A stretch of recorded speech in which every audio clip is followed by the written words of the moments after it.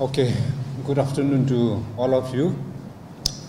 Uh, I want to thank our media friends and all the our medical officers from different hospitals. We have mixed uh, friends from different associations. We have friends from CSR, Zion Hospital, private hospital also. We have a president here, and then we have IMA president is also there. So today we have gathered here just to highlight something. You know, for the last 2 years, when all the other departments are under lockdown, the medical department was the only one who has been working 24/7, 7 days a week. So under a lot of stress, tension, or medical colleagues, friends, we have been working. We have been sacrificing our personal life, our family's life, just for the safety of the public. Whatever we have been doing for the interest of the public to save our own brothers and sisters, we have been working.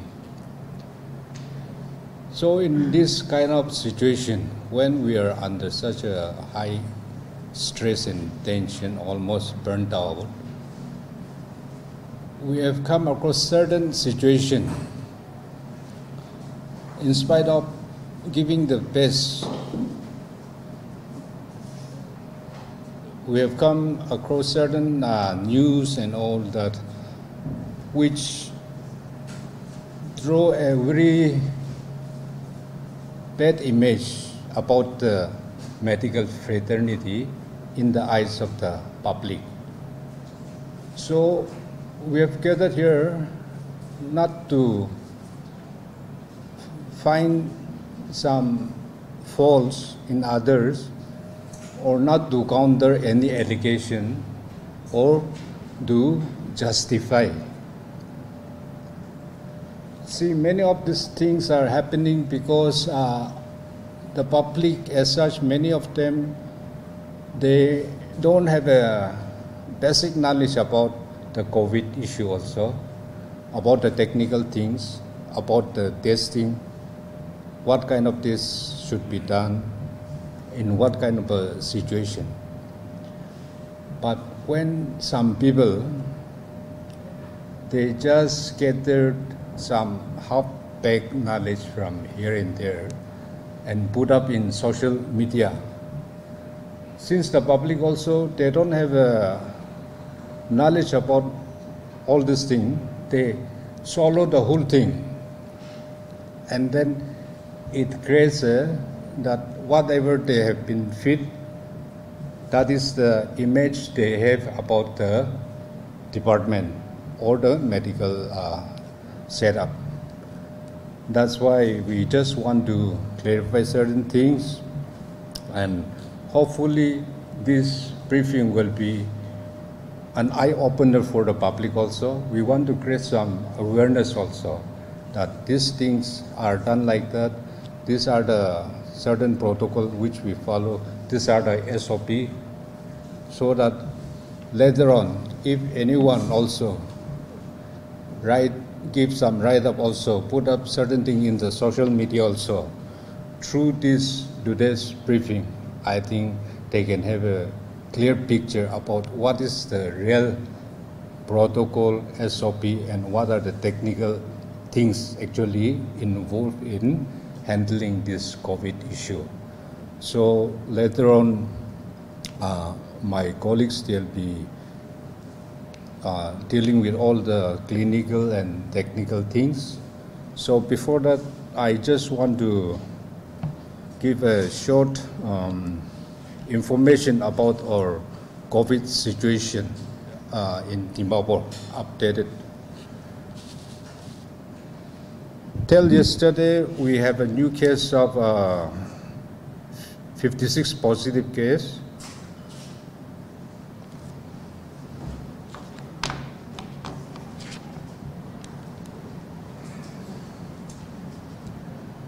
We had till yesterday 56 positive case. Total active case in the district is 337. The death yesterday was 3. Death rate is 4.37. Positive rate in the district is 10.17. Recovery rate is 84.83. At the moment, we have 35 patients in 2 hospitals because all the other private hospital has been rolled back to normal hospital through the government order. Only a district hospital and referral CIHSR is handling the COVID cases. So in district hospital, we have 16 patients, and in the referral, we have 19. So altogether, we have 35 patients at the moment. And we have 1 COVID care center that is in the new DC complex. We have 1 inmate at the moment. And under home isolation, we have 301. From January till August, we have tested around 72,905, out of which 7,412 was positive. So it gives a positivity rate of 10.2. So that is the latest. Dimapur positivity rate is 10.2. The death rate is at 4.4.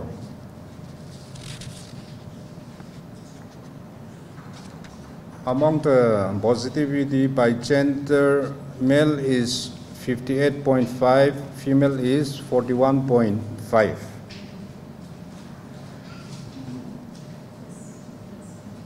And we have around 324 death cases starting from January till August. Male percentage is 66.7, female is 33.3% among the death out of 324.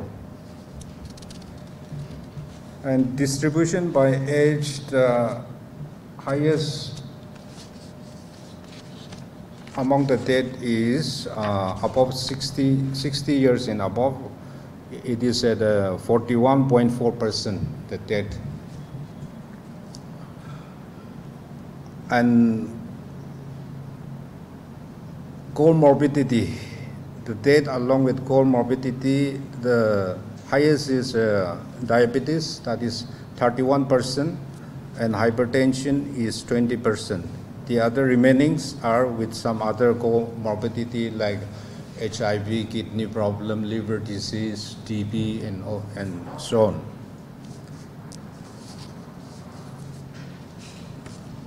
And regarding the breakthrough infections after vaccination, that is positive 14 days after second dose is 258 cases. And total deaths 14 days after second dose is 1, just single one.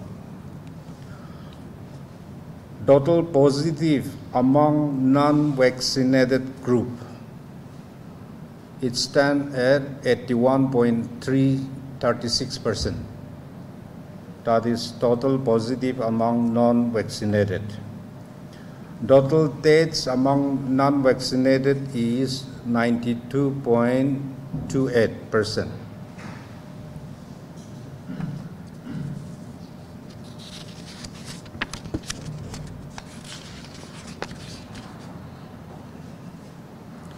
And we have some testing center in all the entry points, that is airport, railways, and roadways. That is Delhi Gate and Newfield Gate and airport. We have tested around 8,791. and positive case was 777 we have detected, that is 8.84%.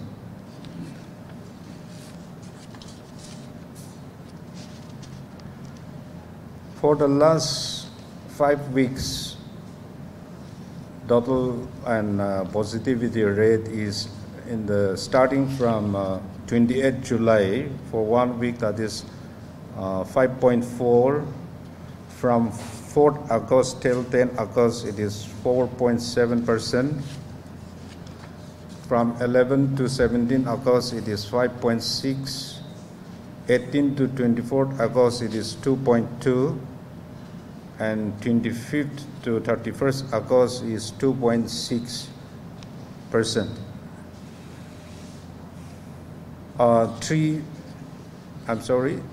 3.13% positivity rate.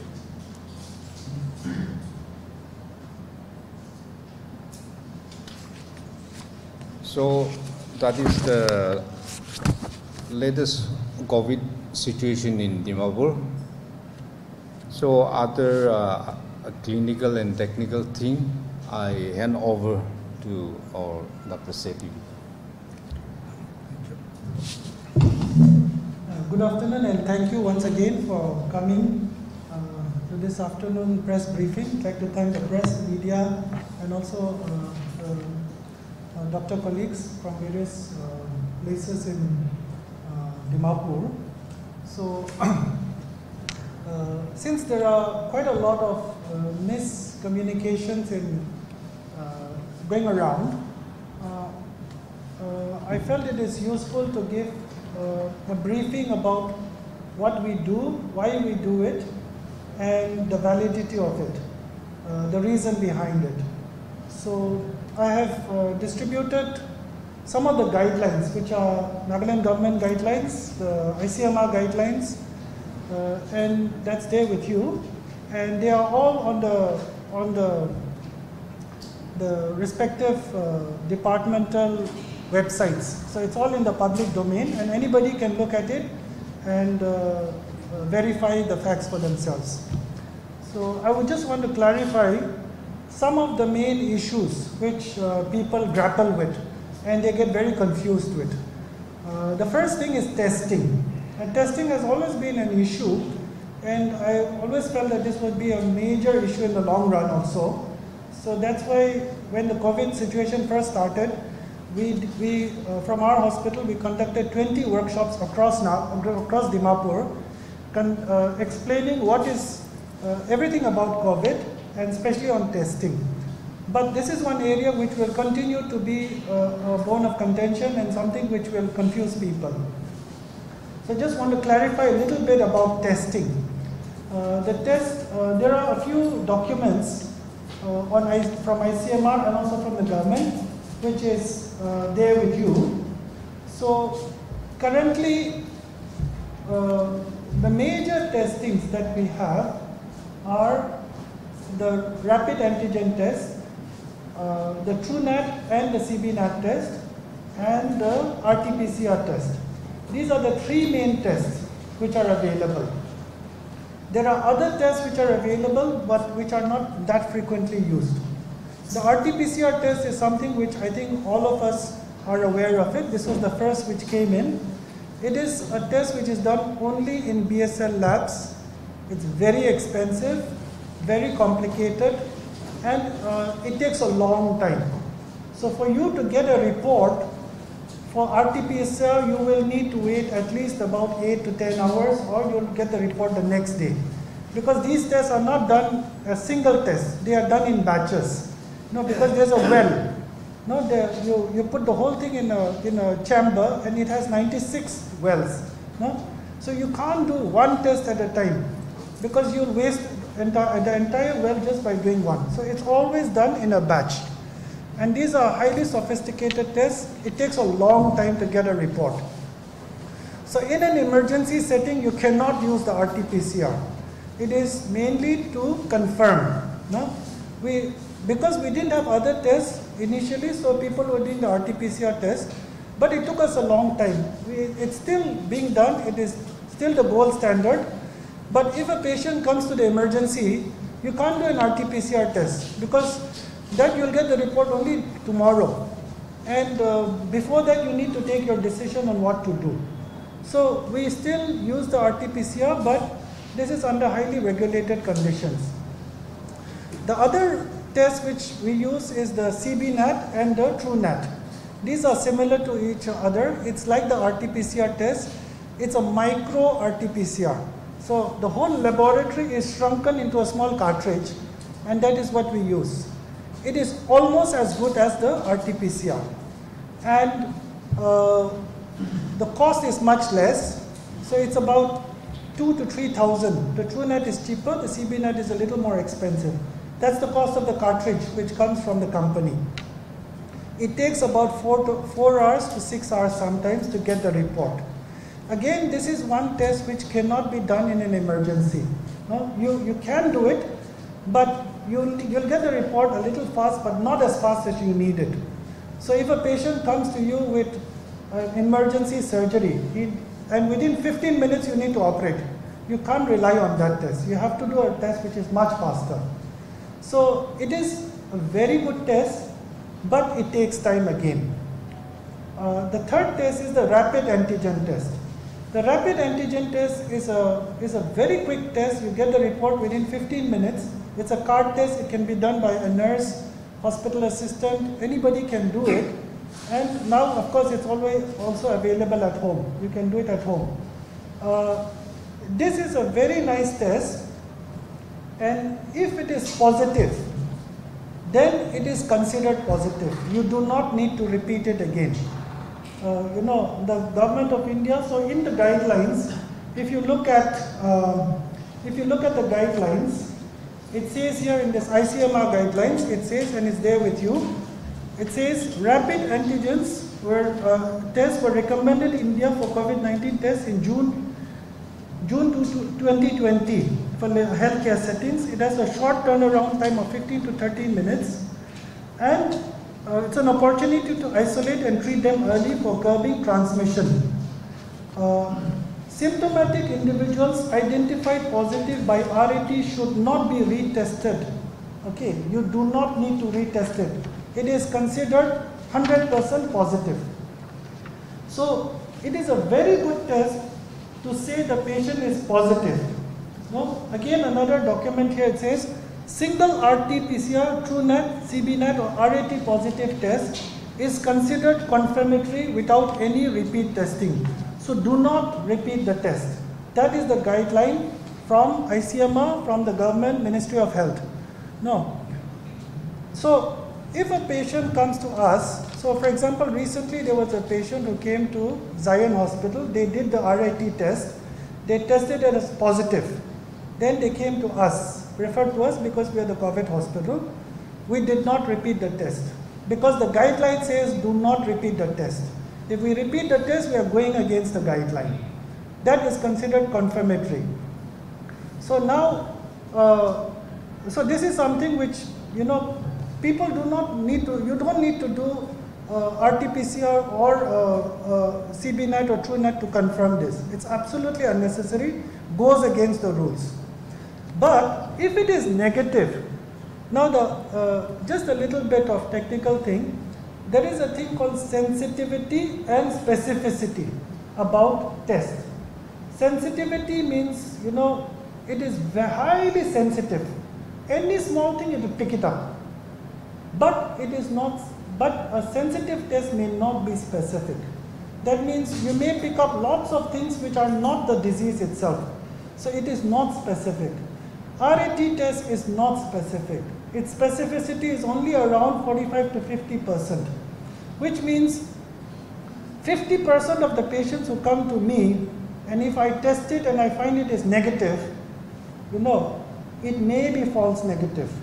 So if I have a high index of suspicion, I must always repeat the test or go to a higher test, that is the TrueNAT, CBNAT or the RT-PCR. So for example, the Zion Hospital incident where this patient was tested 2 times negative. But when they went to Zion, they thought, no, we are missing out something. So they did a higher test and they found that it's positive. No? So they have done the right thing because they have a high index of suspicion. In our hospital also, there are lots of patients, we repeat the test, the CBNAT or the TrueNAT, when we have a high index of suspicion. Because COVID is a situation where, like, most of us clinicians who see patients, we have never seen anything like this in our lives before. No? The rapidity with which the disease progresses, the chest X-ray findings and CT findings, especially the CT scan findings, are so characteristic. In all my 30 years of practicing medicine, I've never seen a picture like that. So now if I see a CT scan, I can say this is COVID. No, with 99.99% accuracy, this will be COVID. It's so characteristic. So when I see a CT scan or an X-ray which looks like COVID, I would, even if the RAT test is negative, I will repeat again. And very often we find it is positive. There has been so it says if symptoms develop following a negative RAT test, a repeat RAT or RT-PCR should be done. And there's an algorithm for that. So this is a very clear instruction. No. Now, in Bangalore Baptist Hospital, some of my friends work there. There was an instance where a patient came and they thought it's COVID. So they started treating patient like COVID. It was negative. The test was negative. After about a week, they thought, no, this is COVID. They tested it again. It was still negative. And the media and everybody started making a big fuss. They said they are trying to make money out of the patient and all that. No. But the doctors, they just continued. They said, no, we have to treat this patient as COVID. Finally, they saved the life of the patient. And around the 14th day, they found it was positive. No. So tests are not 100%, foolproof. So if it is negative, we must keep repeating it, if you have a very high index of suspicion. So, it also says from Government of Nagaland, and this is also from the ICMR and the Ministry of Health and Family Welfare, it says, in hospital settings, testing criteria, all patients of severe acute respiratory infection. No? So if a patient comes to me with an injury, he has a traffic accident, no? Or in our instance, they said the patient had some YouTuber said the patient had an injury, fell down and had an injury of the chest and came. No? And then we made them COVID banai dishe. No. Actually, if the rapid antigen is positive, it is 100% positive. And when we look at it, we see if a patient has a chest injury, he will either have blood clot in the lungs, and in which case you might need to put a chest tube, or there will be some fracture. But in this situation, you don't have a blood clot, you don't have a fracture, and the features are classical of COVID, and the saturation is very low, you would treat it as COVID if the rapid antigen is positive. So this is relating to testing. The problem that is circulating is people think, why are the doctors testing it again and again? No, they want to make money. The RAT test which in our hospital which we are doing, we charge 300 rupees. Okay, no? And nobody is keen to label a person as COVID. Because thousands of doctors have died treating patients with COVID.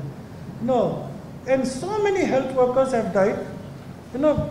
Nobody wants to be involved in treating COVID as far as possible. They would rather be treating other people who are non-COVID, because it makes it, so when we test and we find it is negative, we are very relieved. Nobody is trying to make money out of that. No. So if they say like that, then it's absolutely false. So everybody would like to be in non-COVID times where we treat regular patients. So this is relating to testing. So the main takeaway from this is, if an RAT test is negative and you have a high index of suspicion, both clinically or radiologically, you must always test it again by a repeat RAT or an RT-PCR or a TrueNAT or a CBNAT. That is the recommendation. Generally, we won't repeat an RET. It will be the TrueNAT CBNAT or an RT-PCR. If it is positive, we must not repeat it again. It's absolutely unnecessary and goes against the recommendations. So that is something which I think a lot of people tend to accuse the doctors and hospitals about. The second thing is,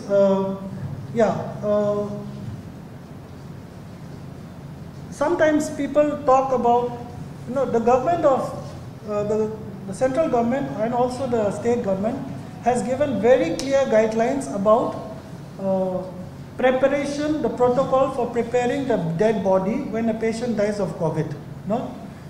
Initially what happened was, there was so much of trouble that if you labeled the patient as COVID, then you couldn't even bury in the cemetery and things like that. And that has now become a little better. But if you go by the guidelines, you need to, the team should clean the body, they should prepare the body, seal the body, preferably ask the relatives to bring the clothes, put it for them, and then once it's sealed, put it in the coffin and then give it to the family. And that's the right way to do. And this, we have a thing called shared decision making. Okay, so informed consent is a legal thing. I'm scared of you and therefore I must do this because I need to cover myself. That's the way it was first designed. No, but in shared decision making, we say this is the issue and we are not, it's not you against me. We are equal partners in this. Your disease, your illness is very important for us and both of us must cooperate together and we make a shared decision. So we are partners in this. We make a common goal. These are the goals that we are going to achieve and we will do it together. So it's more of a partnership between the doctor and the patient. So that is a better way of doing it than informed consent. But informed consent is definitely an important thing, especially when people, sometimes some doctors may not inform everything and then you get into trouble because complications happen. So this is something which is very important, but we must understand the difference between implied consent and informed consent. Now, for example, if a patient comes to me, is admitted in the ward, and he is in shock, his BP is going down, I'll put in an IV line, and then I'll start giving IV fluid so that his BP comes up. That is just an implied consent. I don't need to take an informed consent. If I'm trying to take an informed consent, then by the time I take this informed consent, the patient is dead. No, I'm trying to protect myself from being sued, but in the process, the patient will die. So I have to move fast. And therefore, in some of these situations, it is called implied consent. You need to move very, very fast, otherwise you will lose the patient. For us, saving the patient is in terms of minutes, or even seconds sometimes. You need to move extremely fast. Now, there are quite a lot of challenges in COVID, in the COVID situation in terms of communications processes. The hospital and a mall are two different things, or any other organization is different. When people go to the mall or when they go to inside an airport or something like that, they expect people to always talk very politely, smile at them and things like that. In the hospital, it's a very high tension area. The patient he's been in pain for at least a week, a month. He's struggling, he's in severe pain. Relatives have not slept for a long time. They are having financial difficulties. There's a lot of pressure. They have just lost their job. And a lot of variables are there which cause a lot of anxiety. So hospitals, emergencies are always highly emotionally charged locations. And therefore, doctors and nurses, we always have to keep teaching them about communications and saying how to relate to people when they are under severe tension. That takes time. It takes time to train them, but we keep working on it. You cannot say it's too difficult. We have to keep working on it. So for us in our hospital, we have a communication cell. And throughout the year, 365 days a year, we are teaching every group of people communications. batch-wise. It's still a struggle. In COVID situation where patients' relatives cannot go inside, the problem is if the relative goes inside the ward, then what are the problems? One is, if they go into the ward, the problem is, and they are not, proper PPE, or they don't do it, they are not careful, what will happen is they can get infected. So you have one patient, and then the relative is taking care of him, bringing the food. Another fellow goes inside and also gets infected. He also becomes a patient. So now you're creating more problems for the family. Secondly, if they go inside and they get infected and they come out, they are again going to spread it in the community. Again, another problem. So it is always, that is a major difficulty. But the problem is, COVID patients don't get admitted just because they are, quite stable. Most of them are unstable. Most of them are on oxygen. That's why they are admitted. When they are on oxygen, it's extremely difficult to eat food. It takes half an hour to feed a patient. The nurse has to stay there for half an hour, has to take them to the toilet, bring them back, clean them. So these are very difficult. So for us, under normal circumstances, or we would love to have the relatives there. But here, because of the danger to the relatives and to the community, that's why we prevent them from going inside. It is a very unhappy situation, and that is something which, of course, can get better as more and more relatives get vaccinated and they are a little more protected. Then they can go in and stay. So now things have improved a little bit, so that's why we are allowing relatives to go in and at least give them the food and spend a little time communicating with the relatives. And that is a drastic improvement from the past. But it is still not as happy as we should want it to be. We would want it to be where it will be completely free, they can go in and things like that. But currently, we are not in that situation where you can have complete entry by relatives to go in. So I thought, communications, we have to keep working on it. What in our hospital, what we've been doing is, every day, as the doctor finishes his rounds, he sits on a table, we bring two relatives inside, and they explain to the patient's relatives one by one, and they spend at least about 10-15 minutes explaining that to the relatives. They will still have a lot of doubts. We tell them, please write your questions on a sheet of paper and bring it, so that we can clarify your doubts. There will still be doubts which we will not be fully able to clarify, but currently that's the best we can do. There are other people in other hospitals, they use WhatsApp and send a circular on WhatsApp to the relatives and things like that. So there are a lot of techniques by which you can improve communication. That's something we'll keep working on. So I think those are the things which I would like to address in terms of some of the guidelines and protocols that we would follow.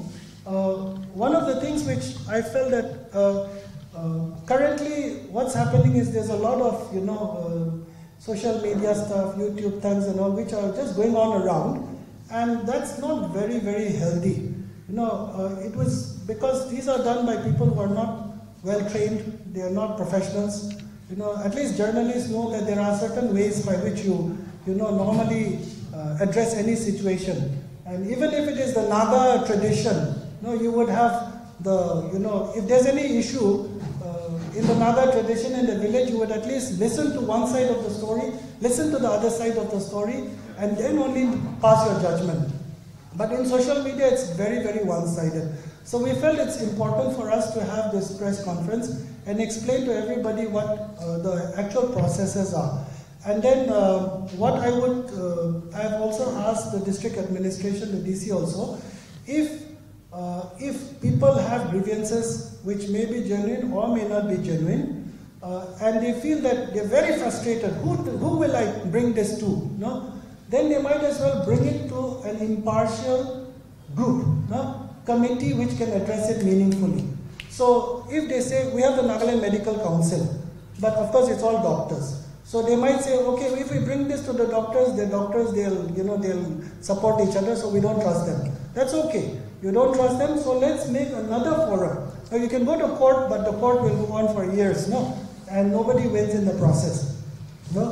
But you can also, what I was suggesting to the DC also is that if they can make an impartial group, no, consisting of some professionals who know what's going on, some maybe a social worker, a lawyer, or somebody in civil society, not a political person, but somebody who is known to be a man of integrity and credibility and at least some level of wisdom, no, and that group should be there, which is quite transparent in the public domain who all are there, and then bring it to that person, so that group, and then they can then make an inquiry and see, no, and if we are doing wrong, we'll face the, we'll face the consequences or the penalty.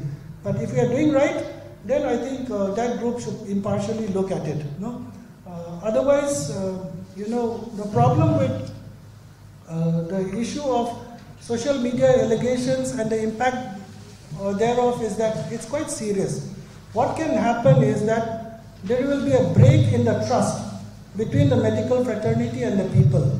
And if that happens, it's a lose-lose situation for everybody. No? Everybody will lose. Nobody will win in this situation because, doctors, patients come to doctors because they trust them. If they don't trust them, if they don't trust me, then they won't take my medicine. If I write BP medicine and you don't trust me, then you won't take it, then you'll have a stroke. No? So that it is very important to have trust. And therefore, breaking trust, just by wild allegations can be very, very damaging. And, it will cause a lot of confusion, delay. Imagine if people say, okay, I can't trust these hospitals, and in an emergency, he doesn't go to the hospital. He'll die. So in that situation, it's going to be, everybody loses in that situation. It labels doctors as crooks who are out to loot and cheat the public. And that is a great disservice. If they think that doctors came into this situation to make money, I think, we could have started a chicken farm. We'll make much more money. Or you just run a catering service, you'll make much, much more money than that. But I think it is, many of us, we gave our every, blood and tears, to do what we are doing. And, when people start labeling doctors as crooks and all, I think it is a great disservice. And it is, for those people who are working extremely, you'll get some bad fish here and there. But for those people who have been working extremely hard day in and day out, I think this is the cruelest thing that they can do, and that is a great disservice to our society. Very often in social media, facts are not well represented.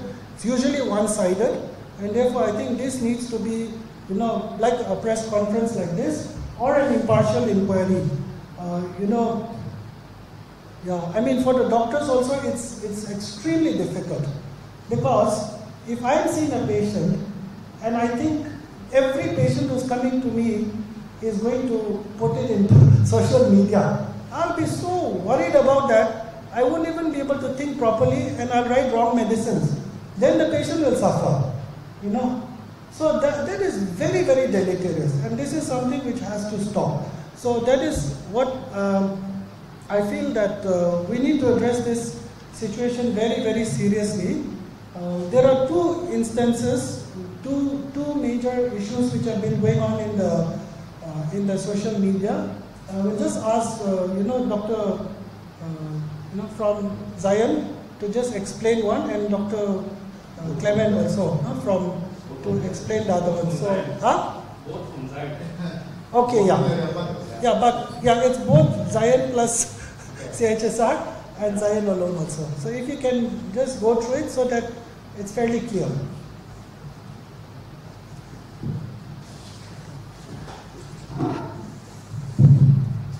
You can sit here. Sit here, it's easier. And then TV is coming here. Thank you, CMO and media person, for handling our problem like this.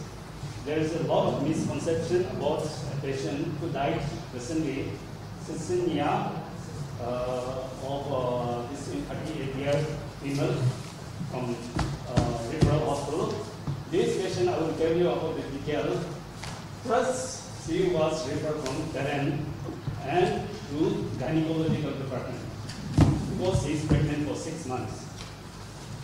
But after gynecological department, they saw her, there was nothing wrong with her, with the gynae. So she said it to me that she is having breathing problem and continuous cough. Because of that, it could be some other disease. It could be cardiac disease also, like that, she said it to me. She came in wheelchair in my room. I saw her, and when I saw her, she was very, very sick. Her breathing was around 40 to 50 per minute.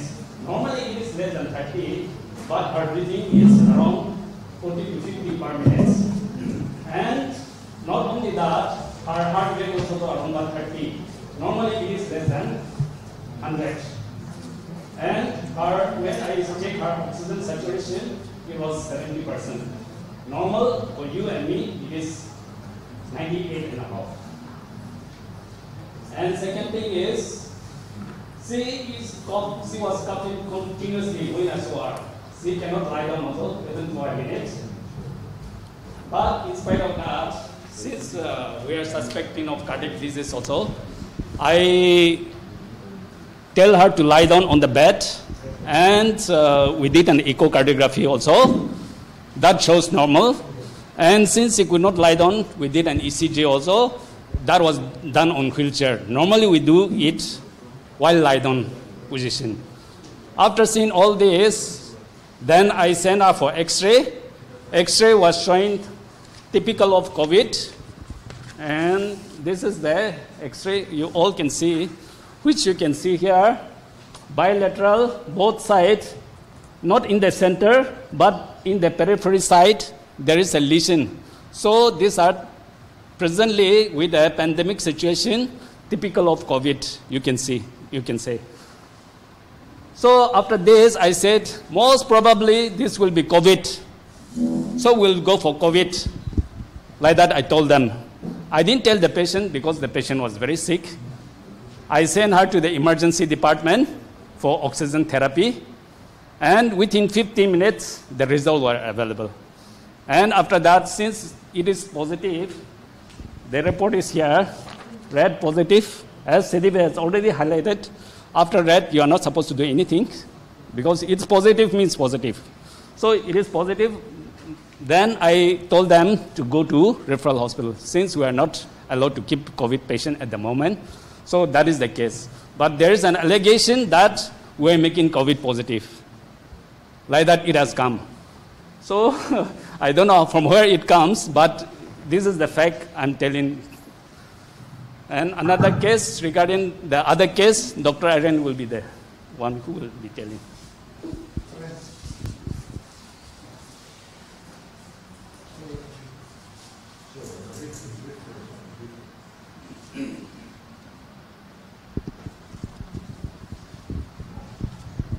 Hi. There's been some, there's in YouTube something going around about a negative patient coming out positive. The Zion Hospital is showing, since it was negative from outside, but they're showing after that only they're showing it's positive. So already Dr. Siddhive has already informed you that there's a difference between rapid antigen test, CB TrueNet, and then RT-PCR. So what happened was we had a patient, I think it was on 25th. I was on duty in emergency. The patient came around 5:30 in an ambulance. And already when the patient came, he had already another different comorbidities, but I don't want to go into that detail because it's confidential, and I don't want to, unless the patient party give me consent, I don't want to talk about other comorbidities. So he has already been treated in different hospitals, first in another hospital for the past 2-3 months, which I won't mention which hospital. Then they went to another hospital, and during that time also prognosis, as in like the situation of the patient, how bad the condition is, it's already been explained to the patient party. So when they came, they brought discharge summary saying that he is referred to a higher center for further management. And when he came, the patient is already fully wasted, as in like fully severe weight loss. He has other infectious disease, other comorbidities, which I won't go into the details. And then when he came, he's already gasping. When we check his vitals, his blood pressure, he's in shock. His blood pressure, when I check the pulse is low. record properly only with the thing saturation. We have this tester, pulse oximeter. And then the heart is very feeble. We checked, and then everything is like flu because the oxygen, he's not receiving the oxygen properly.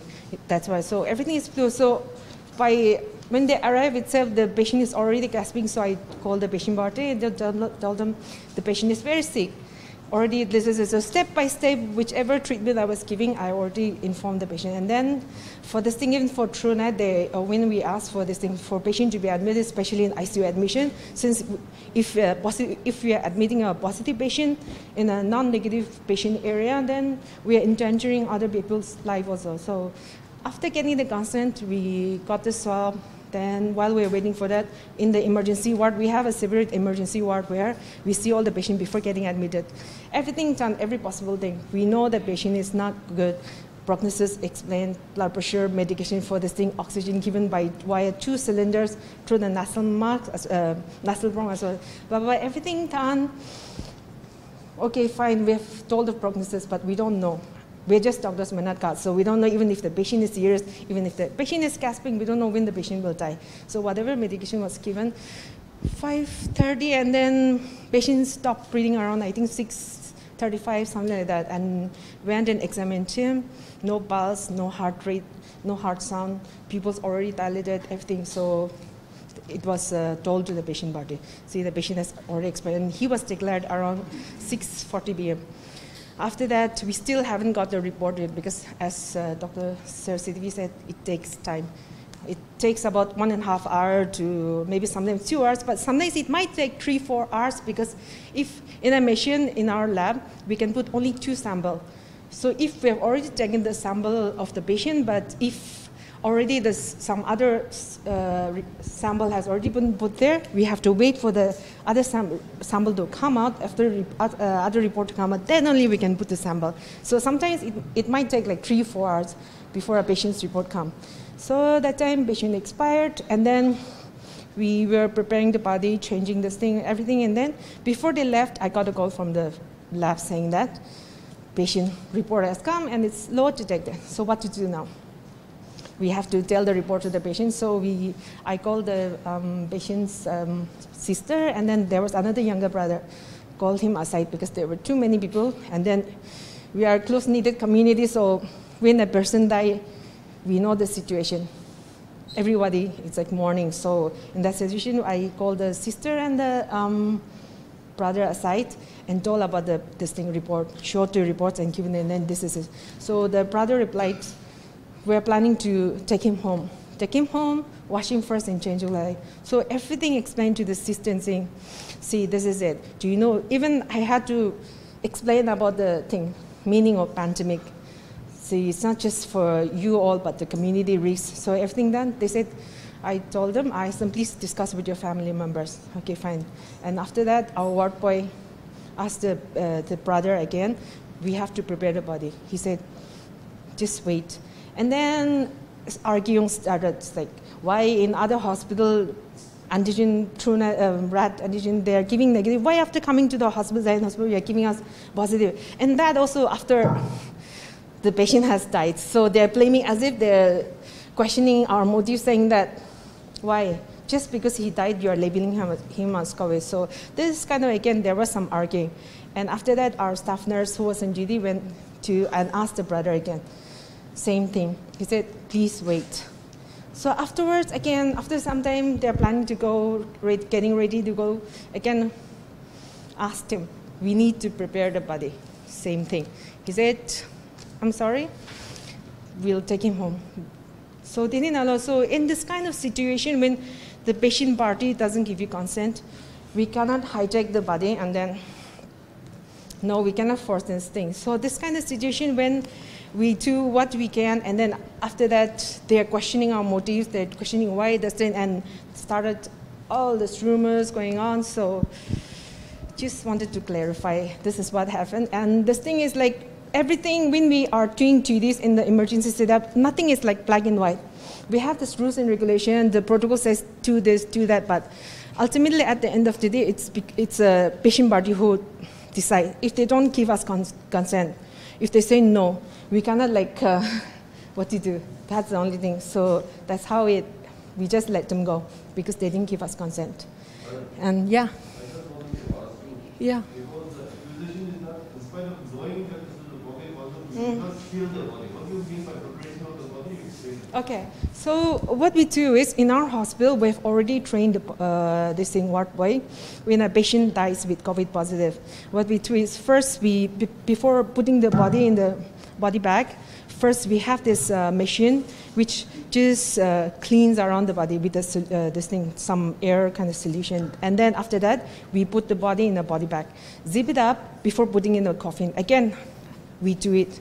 And after that only we put in the coffin and then again spray this thing once. Then only we give the body, hand over the body to the family members. That's how we do so far, whoever, all the COVID patient which has expired in our hospital, we have done that.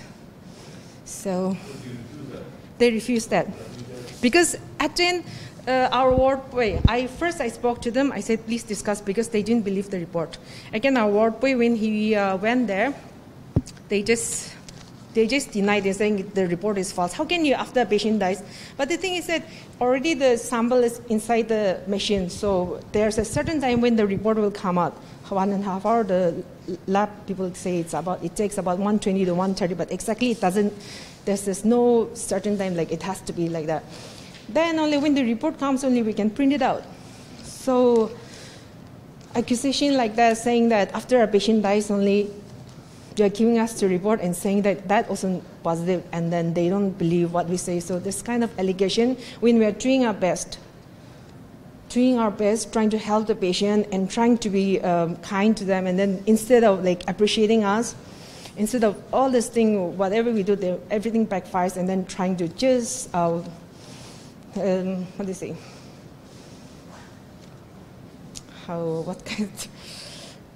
Just saying what we do is like we are just money-minded, or we don't know what we are doing, or all this thing. It just hurts us.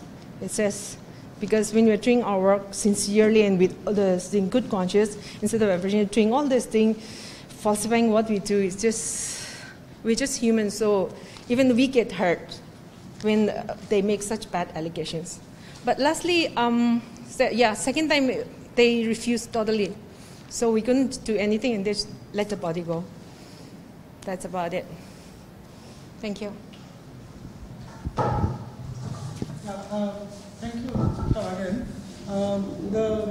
Actually, the CHS1 incident, I have already given it in the handout. Step by step, every explanation is given. It's there with you. And in the past, I think we've already put it in the media also, newspapers. So maybe we won't repeat the same thing again.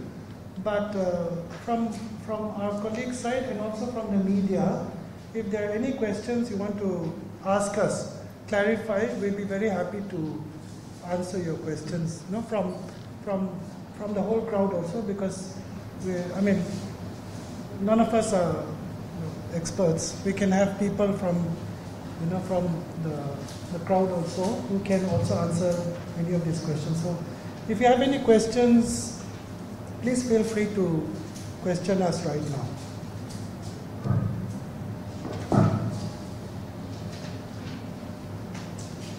Can I say something? Yeah. I was audible. I also want to part of the Zion Hospital. Unfortunately, there are 2 incidents that happened in Zion Hospital.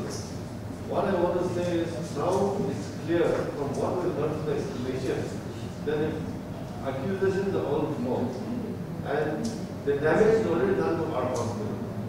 So how do we go about now? Can the government take some action to restrain such people who are spreading rumors during the epidemic? Such a pandemic is going on.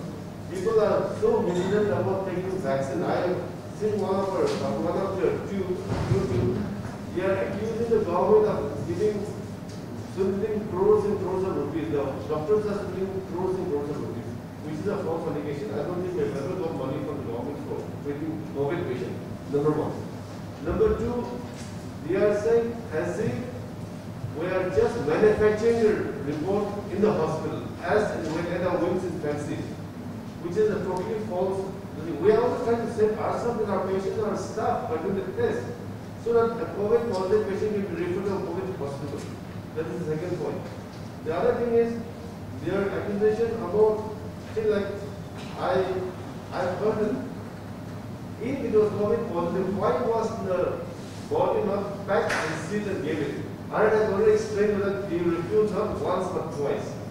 So the damage has already been done to us. So how do we go about now? What can the government do to protect us? When the Epidemic Act was imposed on us that we should compulsorily admit patients, we obeyed you, the government. All the private practitioners, private doctors cooperated with you. When we are in trouble today, what is the government trying to do for us? Doing for us? Can the government apply the same Epidemic Act and take some action on those people who are spreading false rumors, obstructing the working or the smooth functioning of the hospital? Can we do something? I think we should get an assurance from the government on this issue.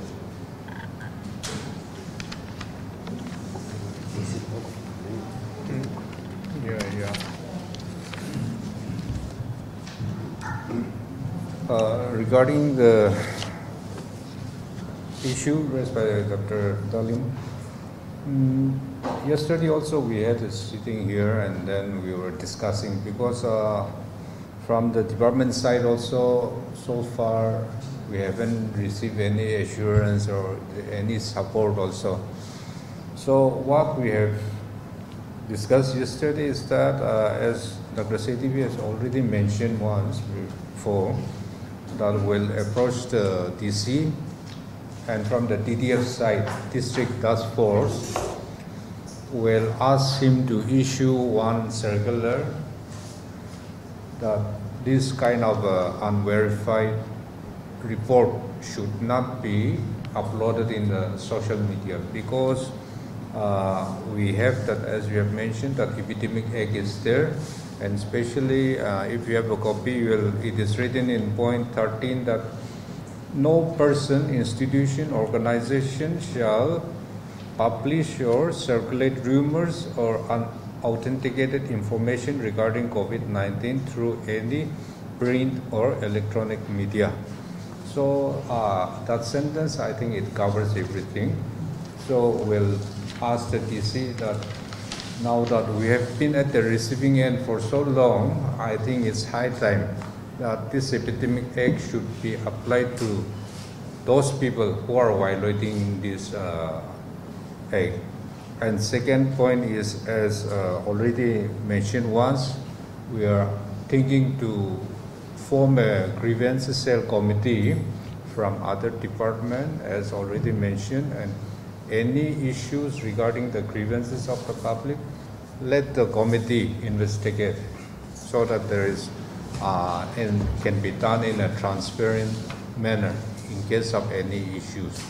So those are the two things which we are planning to take up with the DTF immediately.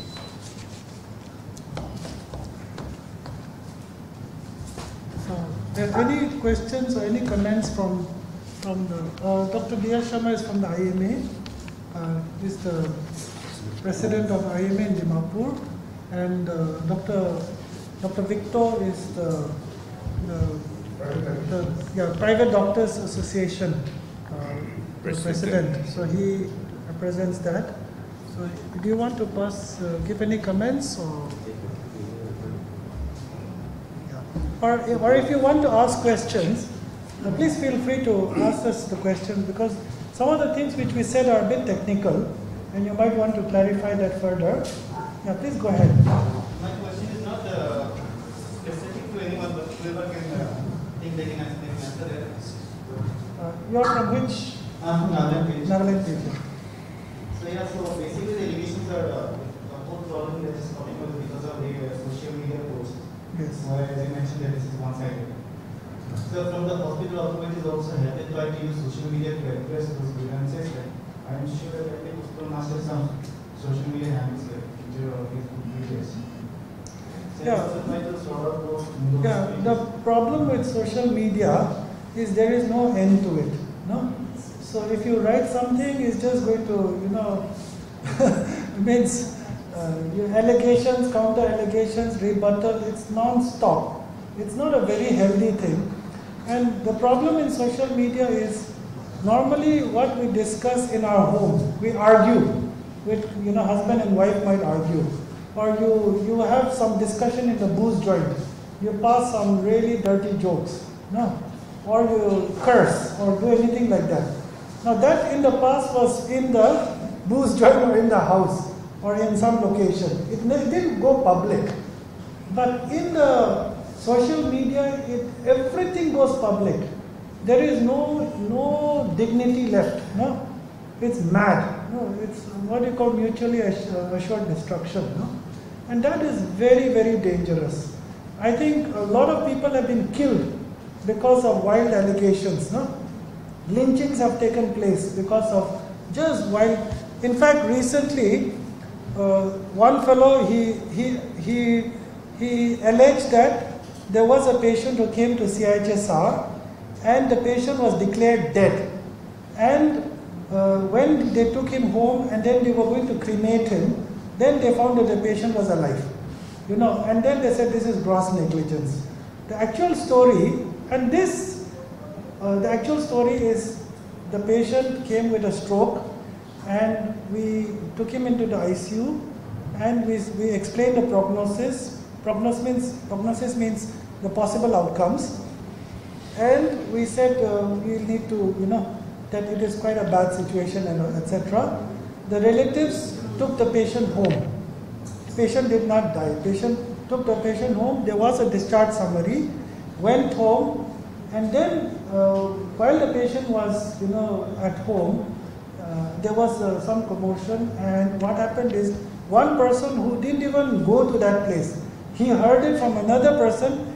He just wrote this thing and saying this is gross negligence. No, it was completely false. So we filed an FIR to the police station. They caught the fellow and they confiscated his mobile phone. No, but this was the guy that hasn't even gone and verified the thing. He just wrote something. So social media is extremely dangerous and wild allegations. Today anybody who is just chaiwala can just write anything. So, supposing you can just imagine the impact of this.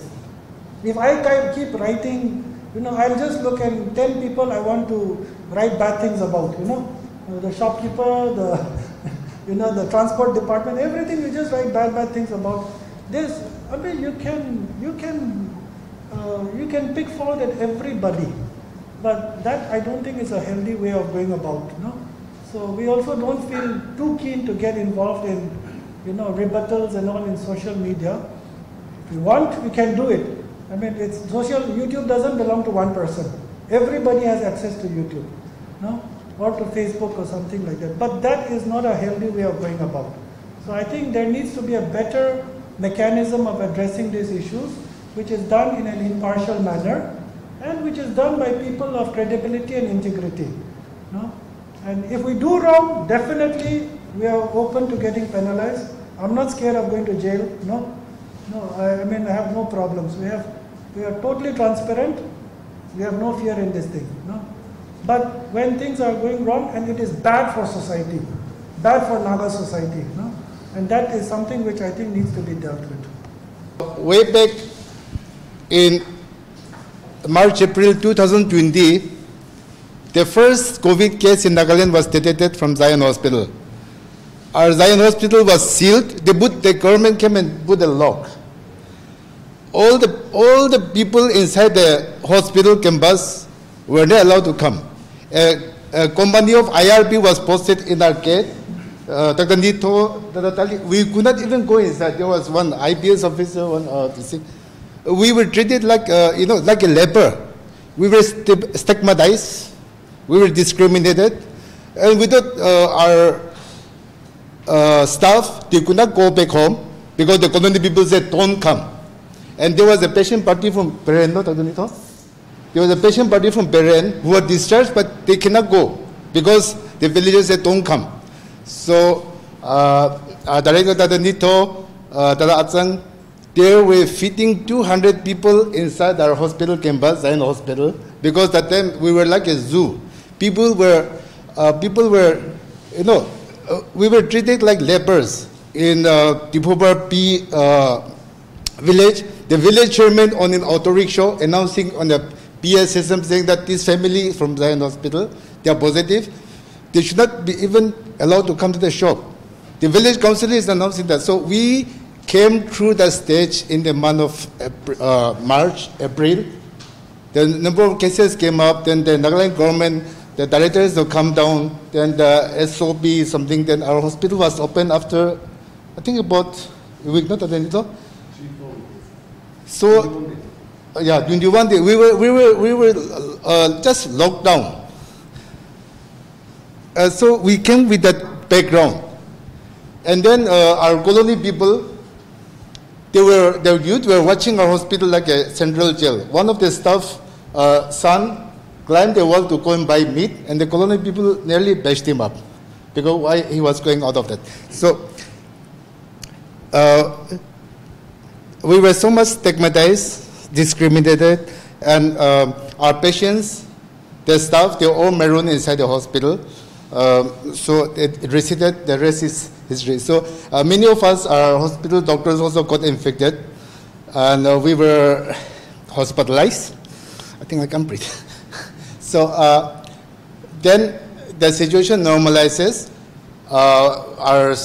Like the colony people also came to know, they were sensitized, they were now comfortable coming to the hospital. So slowly it took time to sensitize them, to make them understand about COVID. So there was a lot of debate about why we have not an FIR, but I think according to our director and the administration, they have taken quite a mature decision in not, we will respond, but we have not reacted to it just immediately by, giving a press release or something like that. We were just slowly simmering on it.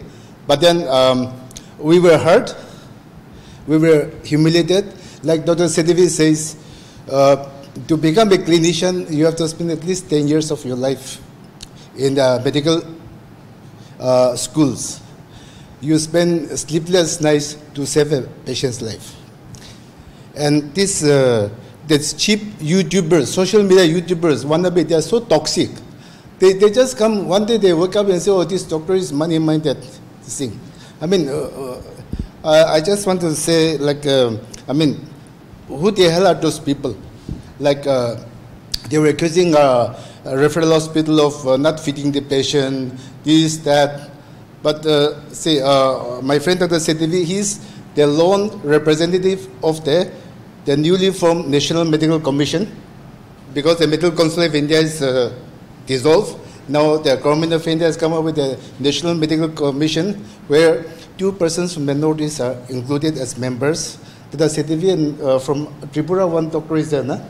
So in the assessment and rating committee of the National Medical Commission, and this wannabe toxic YouTubers, they are accusing this hospital of, being money-minded, neglecting the patient, and going so toxic about this thing in the social media that many of the patients, like Dada Tiko, his name was mentioned in the interview. Now Dada Tiko's friends, relatives, when he goes to badminton, he said, oh, what happened? What happened? Why you didn't do the test? Well, you declare COVID without testing. I mean, the kind of, people are mocking at us, but so far we have not taken, we have not reacted very this thing. We will respond slowly, but in what way we will respond? But our hospital, we have gone through some turbulent, rough period, and my request at the media is you should do something about sensitizing the general public. And the media, we respect the fourth estate, but this anybody can be a YouTuber. I can take a video and make a YouTube, and like I say, please give me a thumbs up. I can earn money, but I mean that is not the way we've been trained for. So I think I should not this thing with condolences to the 2 families that Atu Avomi and the other patient from Parent. We are really sad that 2 precious lives have been lost, but people telling us that we killed them. I said no. Thank you.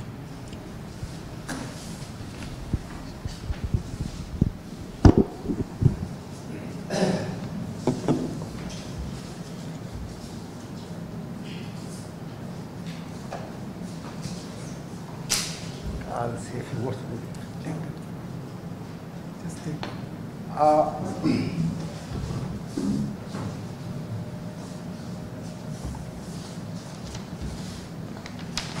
afternoon, everyone. I just have one or two requests for our press friends. The reason why we don't want to go to the reason why we're having this press conference is we don't want to go through social media. It's, as our other speakers have said, social media can be very bad. So what we thought was we'll call a press conference, then clearly we'll express ourselves in a better way. Because once you go into social media, that the turn that takes place can change the incident completely different. That is why we have called a press conference to clarify our stand to you all, so that it is being projected in a better way. Second thing is, as you know, since the past 1.5 years, we all, the humanity, the whole world is suffering and is under stress and strain. Everybody is having his or her own problem.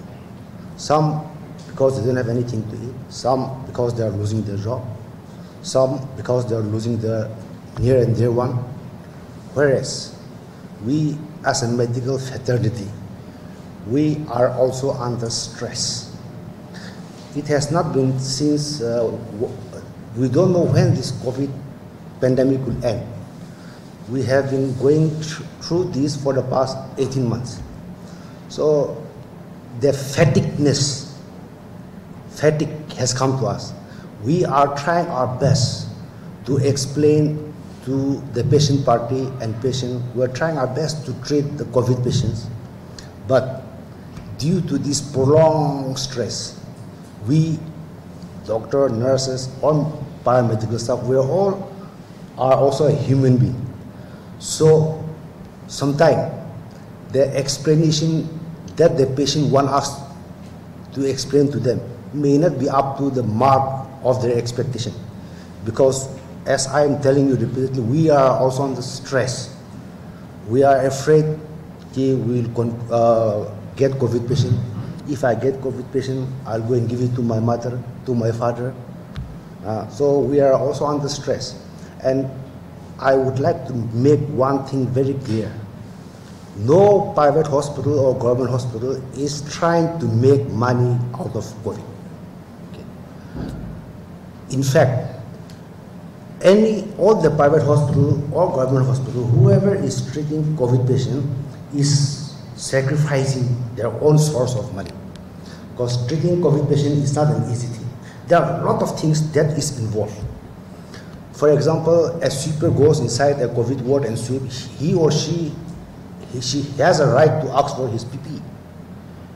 When we cannot bill all the things that we used to treat a COVID patient and bill to the patient, because patient cannot pay. So we are also sacrificing on our part, doing our humanitarian work, trying to help those patients who are positive by putting a little bit effort from our side also. So I want to make it very clear that at any cost, no hospital is trying to make money out of this COVID. Thank you. If there's no more, let's wind up this briefing. But anyway, then I want to thank all our press media friends or colleagues. And as we have stated in the beginning, that now that you have come to know the fact, the real truth, so we have gone according to the SOP, our protocol. So whatever has happened and whatever things are happening in the social media, it is for the public to judge and see whether there is any negligence from the part of our hospital. So I think public will do justice to us, and then through this press briefing and your write-up, I think the public will be more aware of this issue. Thank you very much.